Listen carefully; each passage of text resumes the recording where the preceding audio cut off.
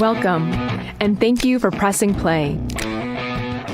I'm Crystal Bergfield, and this is Back to School with Crystal Bergfield. Throughout history, great teachers have stepped forward to help show us the way to coexist in society. They have urged us to consider our role in community. Just like those teachers, I am offering up my knowledge and experience to contribute to a just, responsible, and innovative United States. Through storytelling, interviews, and in-depth discussions, I will dive into the issues that plague our society and highlight new ideas that could contribute to a healthy nation. This podcast is part of a larger curriculum to educate Americans about our society. Find your seat, take a breath, and prepare to expand your mind, your heart, and your reality. Hello, friends, and welcome back to school. This week, we've been focusing on how we stack up around the world pertaining to our jobs and the benefits they offer. Today, I'm joined by my friend, Tori Rerick. She is a doctor of pharmacy, a mindset coach, a wife, and a mother. Tori is going to share her experience of not having maternity leave with us today.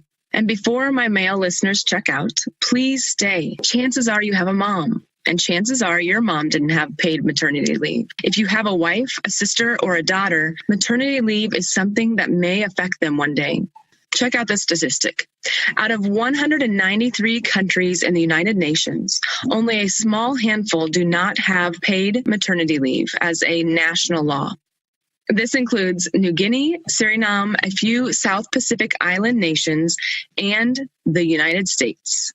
And at least 50 countries now provide 6 months or more of paid maternity leave. Y'all, we are in the negative. We got to catch up. Let's listen to a story today with Tori and learn more about why we need to catch up. So let's get into it.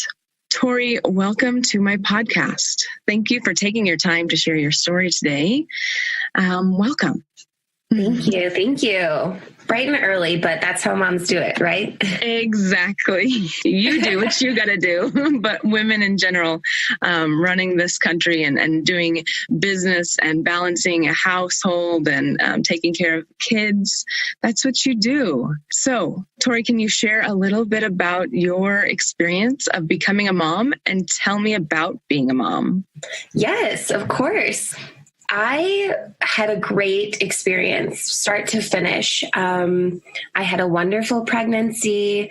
I had an amazing support system. I ended up choosing a birth center here in Colorado who helped educate me and my husband on what it was going to take to have a baby. And so I felt very comfortable going into the birthing process. And that ended up being pretty magical as well. It was an all-natural water birth. I actually have a podcast on the birth hour. So if you're interested in the details of the birth, find that after this podcast. Honestly, things went really great for me. And luckily, blessedly, I had a healthy pregnancy, birth, and a healthy baby at the end of everything. And he's continued to stay healthy throughout his years. And so although I didn't step up right away when you asked for guests on this show, because I didn't have a particularly trying time, I think that's also a really great example as to why I'm so in the clear and I'm so blessed because things went really right for me, which isn't always the case. So I had a great experience, to be honest. Tell me about, you mentioned that you went to a birth center and they educated you. Mm-hmm. Was this something that was included in your insurance plan, or is that something that you sought out on your own? About 50-50. So this particular birthing center has been so established and they work with mothers on every pay scale, the best insurance and the ones without. And so they did a really good job providing the services that they could. Luckily, my insurance did cover some of the additional classes. There were a few that were optional or that would have had to be paid out of pocket. So I felt very lucky in that regard that I didn't have to skip any of that. And I felt very informed. But I know that's not always the case. And depending on where you choose to birth, they may or may not have that education available. And Yeah, basically some of it was mandatory, which I was surprised by. But honestly, we had moved out to Colorado without, miles away from my family back in Minnesota and my husband's family. So to have that little bit of comfort was really important to me.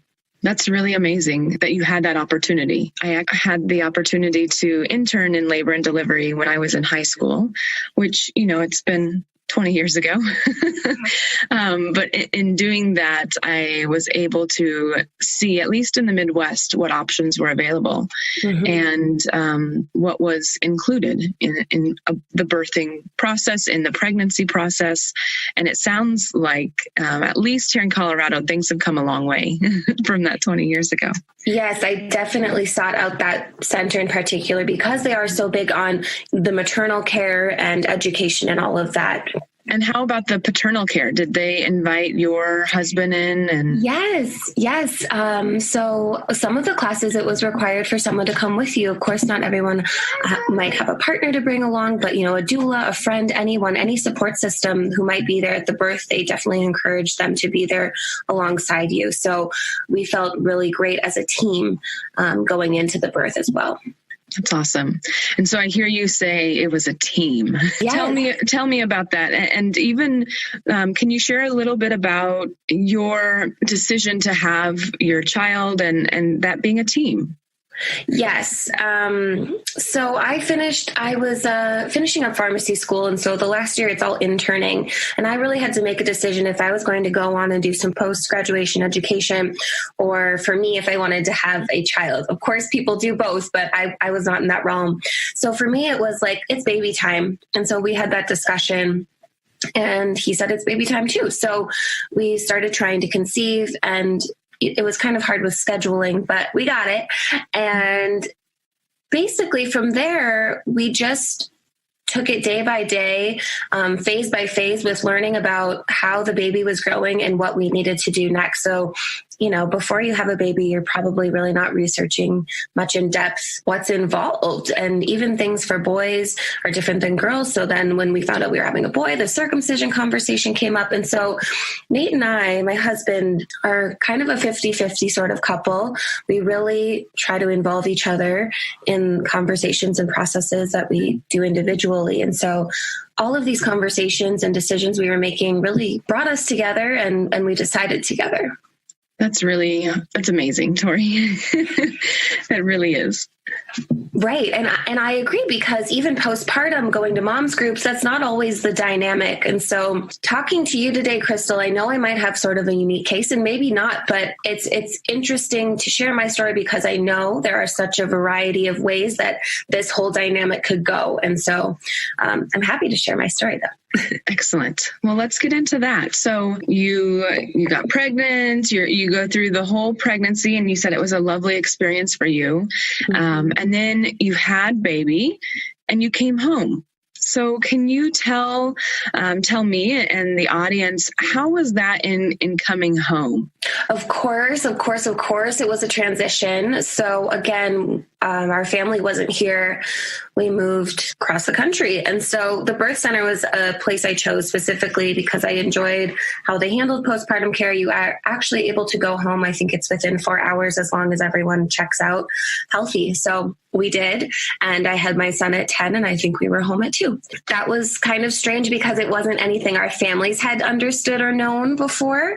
But again, we felt so comfortable with the education we received beforehand. And that was an important piece of being able to go home right away. So it was really nice to just hang out as our new family of 4. We have a chocolate lab who we consider part of the family too.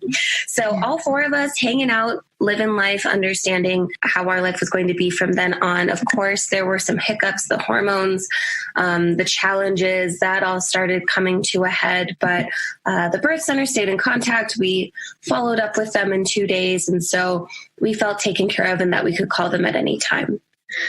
So you were able to come home within 4 hours. Wow. Number one.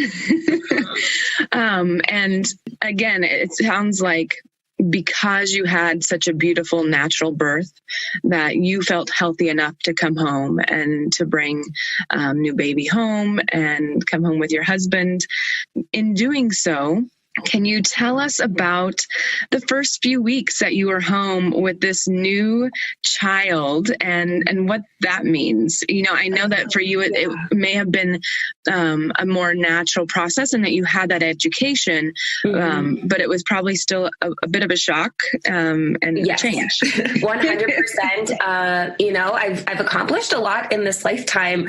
I've done a lot of things. And to this day, I say that breastfeeding was the hardest thing I've ever done. I needed so much support around that. You think it would be natural and easy, and the rest of my experience really was. But when it came to the latching and figuring that out, I was up at all hours crying. I can't even really portray to you how difficult that time was.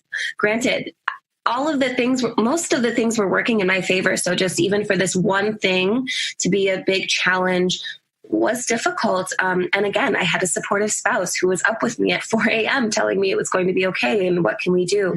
So it was a big transition. And since my family wasn't here, of course, they came out to visit and all of that, but I ended up finding a mom's group in town, and Rex and my son would walk down there and just try and be in the presence of mothers and a doula who was healing and had advice for us and words of comfort, basically, to gather together. And so that was my lifeline. It got me out of the house. It helped me to understand what I was going through was somewhat normal. Yeah. It was a big transition. And so in this huge challenge of breastfeeding, and let's be clear, and I'm no expert, but I have been able to witness many moms going through that process of breastfeeding and even clogged ducts in their breasts and that painful process. Can you share with me the extent of time that you're spending on breastfeeding and what that does to your sleep schedule and then of course to your humanity or being able to function as a human being while going through all of that? I mean, it really felt like 24/7 at first. If he wasn't sleeping, he was eating or trying to latch or falling asleep on the breast. And everything is so new. You don't know if you're doing something right or wrong. And then one book tells you to do this, but your baby likes this better. And so it's just a stressful time, to be honest. Lots of support needed.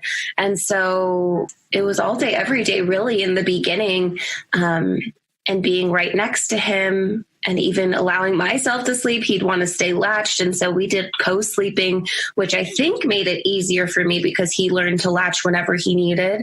I didn't have to be so conscious about it, but big challenge for sure. So let's get into the maternity leave, right? So can you clarify for me, you said that you did not have maternity leave. So what did that look like for you in transitioning back to work? And you could even talk about the financial burden if you felt like you needed to go back right away, or did you feel like you had the space and the time to take? Okay. So for us, we had to plan out maternity leave because I was actually working part-time at a pharmacy. So I wasn't offered maternity leave. My boss was very flexible about when I wanted to come back. She would have extended the time. However, unpaid, I felt the pressure to go back quite quickly. So my husband ended up taking, I think, just a week off of work. I don't think it was 2. I believe it was just a week. He's in construction, so he was right back there. It was nice to have that time together, but he went right back. And then I believe my mom came out and then my friend. So I felt like I had support, but, and then my doula as well. But then I chose to go back at 6 weeks. I had a natural vaginal birth. Everything went well. And so I cut it to that minimum and thought I better get back at it, because by the time maternity leave was over, our savings was pretty much depleted. And so even though I wanted to stay home longer, the trade-off for me was that I was part-time. And so spending, a couple days with him at home and then getting back into work wasn't such a stretch for me. But then again, that was pharmacist salary. And so, of course, I wanted to stay home with him. So we went through the process of finding a nanny and all of that, since we didn't have family here, in order to make that transition a little smoother. So in transitioning back to work, tell me about that. How was it to leave your new baby and to still be in that space of, I'm sure that you were still breastfeeding. And so in that process of still being somebody's food source and having to be away during the day, and what does that look like or feel like? Pumping was also one of my worst enemies. Like, more than I hated the latching at first of the breastfeeding, I hated pumping even more. So, but you do what you got to do. I obviously wanted him to have milk at home and from me, since I could produce it. And so that became part of my routine at work, to have to pump a couple of times a day and step away. And, pharmacies are typically busy, retail for sure. So that was a new transition to manage as well. Emotional wise, of course, it was tough to leave him, but I felt very comfortable with the nanny. She kept me updated throughout the day. And of course, it was only a couple times a week. So I felt comfortable with that transition. But again, still regulating myself, my hormones. And of course, this pumping thing was quite new as well. Tori, I mentioned at the beginning of the podcast that you are a mindset coach.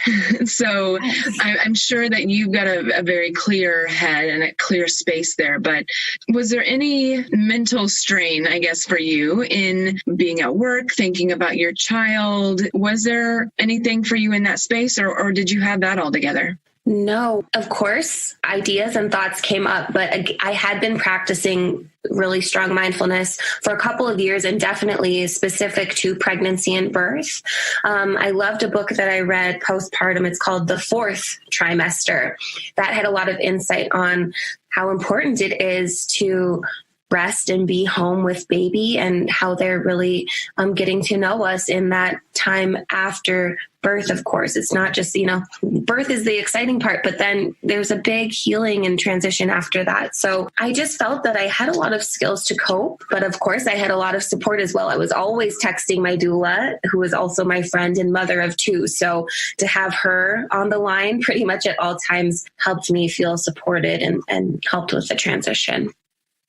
Tori, since you are a mindset coach and you have been through this process of becoming a mother, do you have any tips for those? I would say specifically for those who don't have the time to stay at home for, up to 6 months, which some nations do have that for women. But here in the United States, we don't have that. So I'm wondering, do you have any tips that you could share with women who have to go back to work? Maybe some mindset tips, or maybe some calming exercises, or whatever comes up for you. For sure. I mean, breathing, there doesn't have to be a specific way. You can always take it farther, but taking a moment to breathe, whether that's when you're with your newborn, or when you have a moment alone at work, or you're exactly doing your work. If you can just take a moment to breathe and find presence, I find that was really helpful for me, even going through the thick of the breastfeeding struggles. It was like, just come into the moment and recognize my blessings, but it's so terribly hard when you're in it. I understand. And then as far as, going back to work and not having that time with your child, even though you desire it or whatever, for me, really making sure that where I placed him, the nanny he was with, all of that I had good feelings about it. I wasn't about to send him anywhere that I wasn't comfortable with. And so just reassuring myself of the people that he was in the hands of and trusting them, reminding myself of that was helpful too. Thank you for sharing those few little tips. Pregnancy and childbirth isn't just an issue it's not just a personal issue. And I've been bringing this up over the last few weeks of how, community, really, they are our foundation. And without community, we would not exist as Americans. When a woman has a child and brings that child into the world, yes, she's growing her family. She and her partner are growing their family, but she's also bringing in our next generation for Americans. And that's one thing that I've really been trying to drive home, because here in the United States, we're very individualistic and we think about the family as an individual unit. But I want to point out again that without families having children, we would eventually die out as a nation. If we don't continue to have children, the nation does not continue to grow. That's how it goes, right? Yeah. Yikes. That's why it's so important for us to think about. And And that's what other nations have thought about and why that they need maternity leave, because women are bringing in this next generation. And so I just wanted to reiterate that for the listeners, that this is why it's important, not just because Tori was bringing in a new child for her family, but her son will one day be a productive member of society. And so to give women the space to heal, to bond with the child, and to really give the child a step up in their new space in the world, it's vital for us to do, to take care of women. Right. And that time postpartum is so crucial for the bonding and for the development and all of that. And so if that's felt rushed or disorderly in any way, then that can definitely disrupt the trajectory. So it's definitely important. And I do want to mention, as you're saying, community is so important. You know, me moving out here feeling so independent, away from family, I've got this, I can do this. At the end of the day, I ended up going out to seek community and seek sisterhood. Yes. So it definitely takes community. Absolutely. Thank you. And so for Tori, her experience is one of her environment and how she developed as a human being and as a woman. And so being a doctor of pharmacy, being a mindset coach, that all affected her pregnancy and certainly the support that she had. It affected her pregnancy, it affected her postpartum, and even the bonding with her son. I just want to recognize those listeners that don't have that and aren't in the same situation as Tori. And yet here you are, you are bringing a new child into this world and supporting our nation really in your individual pursuits. And so I just want to acknowledge that, especially for those who don't have access to paid maternity leave, that's why we're doing this podcast today, because I want to support you in that way. And I want to get the need out there so that people understand that this is a need. This isn't a luxury. It is a luxury here in the United States, but it really truly is a need. And when out of 193 nations, there are only a handful that don't offer maternity leave, that should get us thinking here in the United States. So this is something that's important and something that we should value. If we value families and our fellow Americans, this is something that we should be talking about and valuing.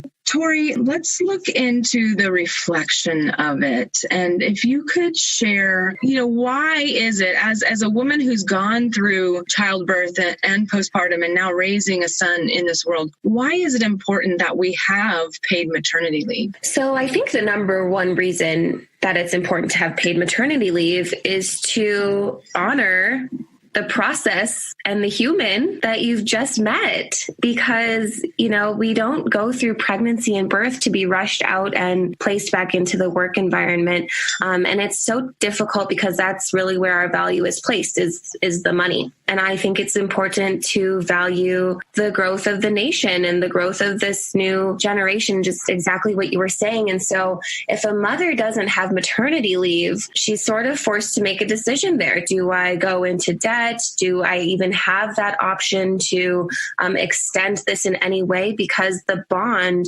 and not even the bond between mother and baby, which is extremely important, but the healing process for the mother, this is like a major, major transition. Who does that? Who goes out, plants a body, grows it, has it, and then just returns back to normalcy? Things are never normal again. There's a new normal that's established there. And so for one, the bond with baby and that nurturing aspect is so important, but for the mother to be able to heal is equally as important, for her to return to work healthy, because there are so many small changes that are made and big changes that are made within her body and her mind and how she operates.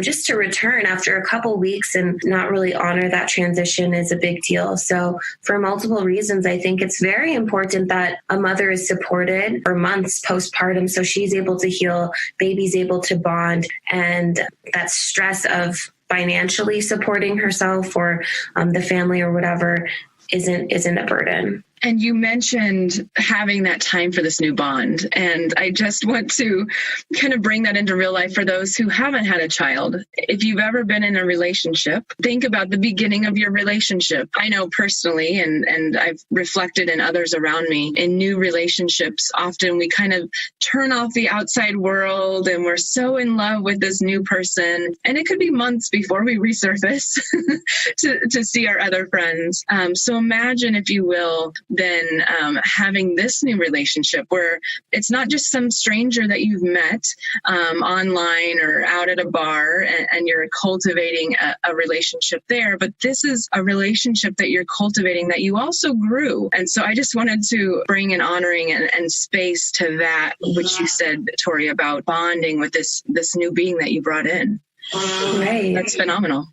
You've made this choice to have this baby, and it's like you want to do it well. And so to be supported in all of the ways possible to do it well is important. Mm-hmm. Absolutely.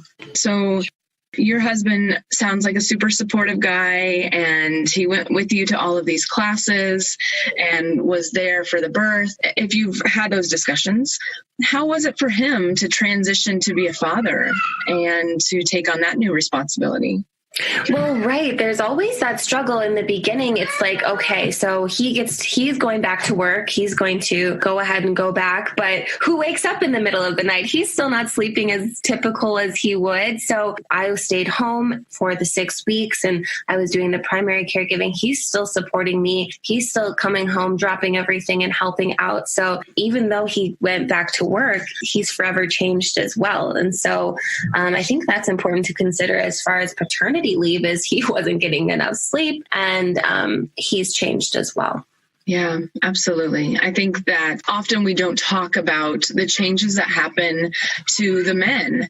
Thank you for sharing that, Tori. And thank you for sharing today to share your story about becoming a mom and what that entails and why it's important that we have that space. Tori, could you give us a little pitch about what you're doing and how people can connect with you? What is it that you're doing out in the world that you're proud of and that you want to share? Oh, awesome. Okay. Well, like Crystal said, I've recently transitioned from working in the pharmacy industry into owning my own business as a mindset coach. And I really feel strongly about supporting health professionals, pharmacists in particular. We don't have a lot of self-care. I find we're always overextending ourselves, whether or not that's part of our nature or part of the industry. I think they kind of go hand in hand. So I really work with professionals to help them to perform enough self-care that the work-life balance begins to even out. And so I'm really passionate about that because the burnout rates are so high. And especially after becoming a mother, it was really hard to find where I was putting my time and what was important to me. So to stay healthy in the mind was really important. And I want to support women that are seeking that. And I also work at a CBD store here in Boulder. And so I love merging the worlds, kind of as Crystal's doing as well, and just being very holistic and integrative. So even though I understand and support Western medicine, I'm so interested in learning about integrative therapies as well. That's a whole nother podcast to be able to get into. But I think it's beautiful that you are a doctor of pharmacy and you also see the value in cannabis and its natural healing properties. So, so kudos to you for being an advocate. Thanks. Tori, thank you so much for spending your early morning with me and sharing a story so that we can all begin to connect. And as I have been sharing on this podcast, this is really about us opening our hearts, expanding our minds and our realities so that we can understand that at the end of the day, as Americans, we are all much more alike than we are different. And we all have those same basic human needs. Again, Tori, thank you for sharing your morning with me and for sharing your story. Thank you for this platform, Crystal. I'm excited to see what you do in 2019. All right, folks. So that was Tori Rerick. Today's podcast was not only a story for you all to connect, but it was also an honoring of women. women are creators. And without women in this country, without women in this world, let's be honest, there would not be a world. We are the ones who bring new life into this world with the support of all around us and those who choose to be a part of our community and our families. So today, this podcast may honor those women who have raised children without paid maternity leave. May it honor those women who are trying to make those decisions about bringing a child into this world and exploring what that means. And so for reflection today, I'd like to ask you to reflect on maybe your experience, maybe a friend's or a spouse's experience, maybe your mother's experience in bringing a child into the world. Ask somebody about their birthing process and the changes that occurred in just becoming a mother and just in becoming a mother. And then I'd like you to reflect on really, yes, a judgment of our government. The fact that we have 193 nations as a part of the United Nations and only a handful not providing paid maternity leave. How does that fit with you? Does that feel like something that you value? Do you feel like your value is more than you're being given?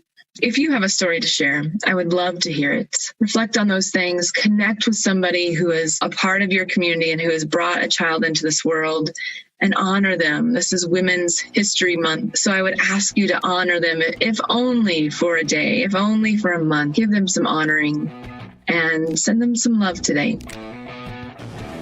This has been Fireside Chats with Crystal. Thank you for taking your precious time to invest in yourself, your community, and our country. Now go out there and shine, baby, shine. Our country needs us now more than ever. If you like what you heard, please check out the curriculum link and dive into more learning already live. Then head over to my website and donate to the cause. I'm offering my curriculum for free, so it's up to you to see the value in what I'm doing and support your girl along the way.